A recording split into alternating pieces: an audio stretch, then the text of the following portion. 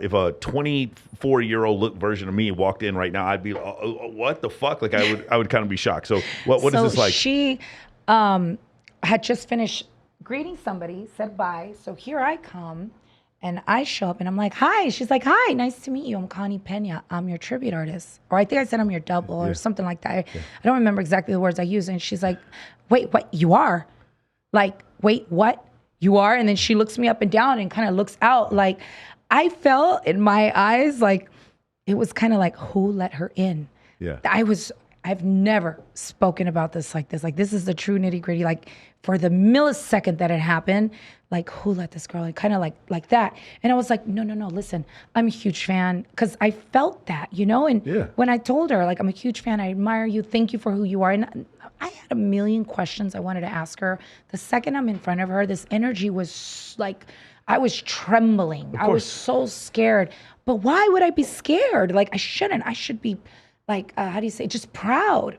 But I was so nervous and scared. What if she kicks me out? What if she? And I'm not a crazy groupie. I've been around artists all my freaking life. Like, I'm not like that. I'm not the kind of person that's gonna be like, no, please. Like, I don't get starstruck, but it's J-Lo. And I've been working so hard and I invested so much into learning how to sing and dance and putting this show together in her honor that no one has ever done. And I'm like, why? It's freaking J-Lo. Like, why doesn't anyone do this for her? Like, sing her songs, dance, let's, tribute her. So I tell her, thank you for who you are. Thank you. I'm a huge fan. I admire everything that you do. And I'm working so hard in this tribute in your honor. And she starts thanking me. She's like, thank you. And I was like, oh, I feel so good. I swear I feel so, because I was so scared and nervous at that point when I saw her instant second reaction. And for her to act the way she acted towards me and then receive me the way she did, it felt great. And then she stopped me and she looked at me up and down and she said, well, we look alike. And I'm like, oh my God, thank you. She's like, no, yeah. And then we gave each other a hug. We took a picture.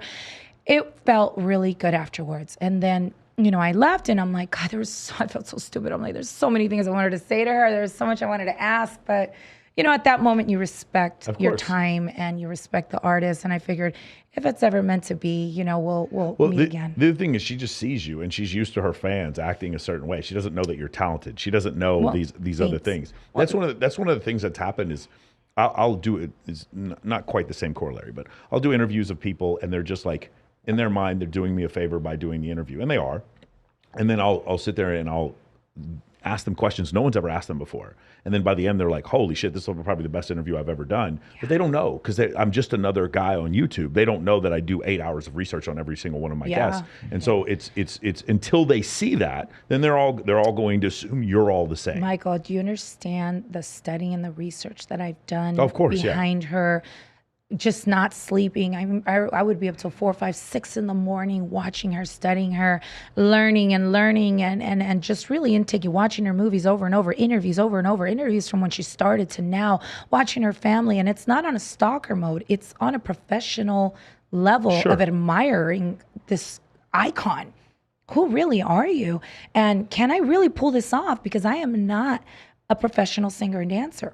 I have to learn this. And if I'm going to do something, I'm going to do it with a lot of respect and I'm going to do it right and invest a lot of money. So that's food off of my plate. Now, mind you, I'm a single mom. I'm the one that pays the bills, the roof, the food, everything for my mother and my 73-year-old mother and my daughter, Gia. If I fail, they pay the price. So I can't afford to fail. That's not even an option. I can't afford to give up, even though I've thought of it. Like, oh, I want to give up. So many, even Jimmy Fallon, I did a show. I wanted to give up so bad. It was so hard.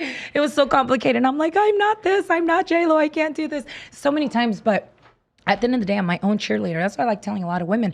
You have to tell yourself, get up, go to the gym, get up, work, get up, get it. You have to tell yourself in the morning, I have to tell myself, Connie, get up. Don't eat that. Go to the gym. Go do this. Learn how to sing. Learn how to dance. Do the vocal training. It hurts. Your body hurts. I've had whiplash from just doing hair whips in J-Lo's tributes where I whiplash. The Super Bowl that she just did with Shakira? Yeah. That famous hair whip thing, that dun, dun, dun, dun, the J Balvin part.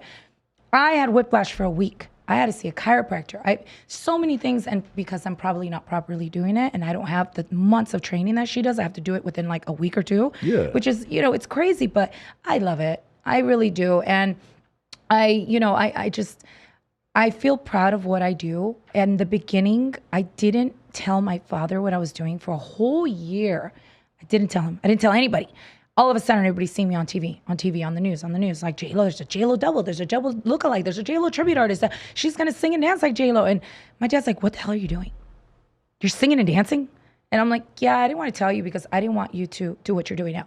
I didn't want you to shoot me down and say you can't do it, because I've heard people tell others that. And that's why I always say, don't let anybody know what you're about to do. Just do it. You know what I mean? Because if you're going to get shot down of, you don't know how to sing and dance. Are you kidding me? Like, you can't do that. And I proved it to myself, and that's why I had to prove it to first, and then I proved it to the world. So having a great publicist that believed in me, that was able to do all the articles and write and sell me as an artist, that's part of the business. You know, you have to have a team behind you. And I'm just always constantly practicing and trying to learn how to do more and more different things and then better myself. Now as an independent artist, now that I have the school, and that also took a turn, like you said about Playboy Radio. You're like, well, you know, I didn't know I was gonna have my own show. I didn't know I was going to learn how to sing and dance. I got Emilio Estefan and Keith Harris, one of the best producers in the world, Black Eyed Peas' producer and drummer. And he's like, if you're already singing and dancing, why don't you do your own stuff? And I'm like, wow. Good thought. I love music. I love entertainment. I've been in this business since I was 21. Yeah, for sure. So, you know, it's taken a toll, and that's where Connie's going with her career. But it was a beautiful thing meeting her, and I hope I can meet her again and talk to her. I've seen, you know, the tribute artists, how a lot of them support their tributes, you know, like they like it. And J-Lo's like the queen of tributes, right? She's tributed Selena, Celia Cruz, Prince, Michael Jackson. I mean, I'm sorry, not Michael Jackson, Elvis. Yeah. She's the queen of doing that. And every time I see what she does, I'm like, wow.